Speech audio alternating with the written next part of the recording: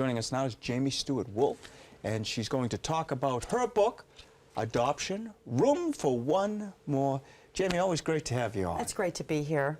Adoption, Room for One More. There's Father Reed holding him. Here. You got to put a question mark on the end of that now. Room for one more? Oh, room for one more? That's it, because, you know. Did I do that better? Yeah, you did. Because the culture of life really necessitates that we become a culture of adoption. So this is the question I hope every Christian and Catholic family will ask. Is God calling me to open up my family to a child who wasn't born to me? You know, and we talk about Pentecost. It's great, right? You know, and the Lord promises that He will not leave us orphans, and then we're told to go and do the same. And you did do that. We so did. Tell me about your personal experience. It was very exciting, because the Christian life is never dull, right? So we had 7 children 15 years ago, biological kids, and for some reason it felt like someone was missing. It just felt like we weren't quite complete as a family. And at the time, actually, my mom was living with us, and also my grandmother, who will be 102 in June. So it's not like you didn't have anything to do. We had a very full house, and we were very busy, probably overly busy. But we began to listen at Mass to the lectionary. And the lectionary that year had all these readings. I will not leave you orphaned.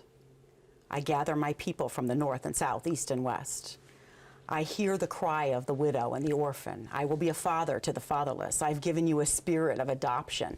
And it was like God beating us over the head every time we went to Mass. It was like that lectionary was really speaking to us. Interesting. And we began to, my husband and I began to pray together and think it through and say, wow, you know, is this something God is asking us to do? Because we realize that the gifts of God are never just for us. They're always meant to be shared. And the gift of family can be that too. You know, that we'd spent time building a family, imperfectly, but, you know, still building a family. And there were children in the world who needed one. So you went to Russia and adopted a child? We did. And, you know, we let the Holy Spirit lead that. We thought we were going to adopt a 1-year-old. We ended adopting a 3-year-old. And her name is? Her name is Juliana. Her name was Julia.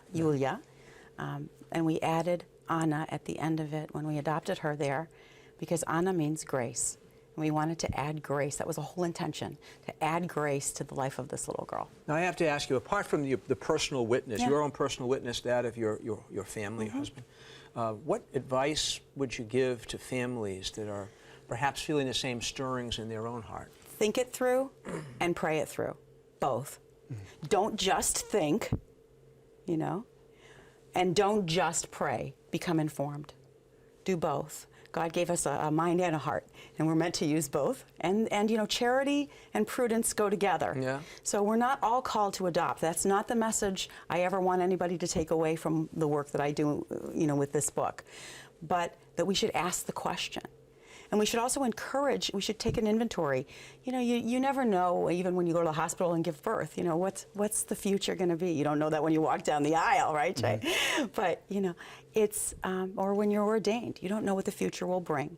And yet, is God calling you to be open to that kind of future? Is God calling you to open up and love someone, really, the way Pope Francis is encouraging us to do, to love someone who is at your periphery? Well, the book, it has stories, it has reflections, prayer, questions. Tell us about the structure of the book and what people could look forward to. The structure of the book is really a meditation on love. It takes as its springboard 1 Corinthians 13. Love is patient and kind, but love is a lot of other things too. Love discerns. Love is welcoming. Love is inclusive. Love is thoughtful. Love heals. But it's a meditation on love, and it's meant to help a person go into the scriptures and see something there. Think about what has happened in the lives of others, not just our story, but also other people I've known who have adopted children, and their stories are very different, you know, single people adopting, or older couples or infertile couples, or choosing not to adopt. Sounds like a great resource.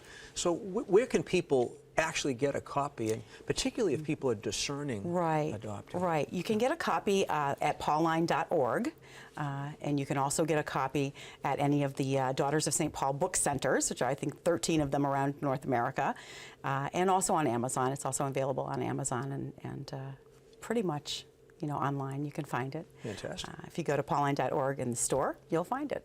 Well, Jaymie, as always, thanks so much for being with us. You do so many different things. Oh, I'm a little crazy that way. Yeah, you do. You write music. You have it all going on. Very much appreciated.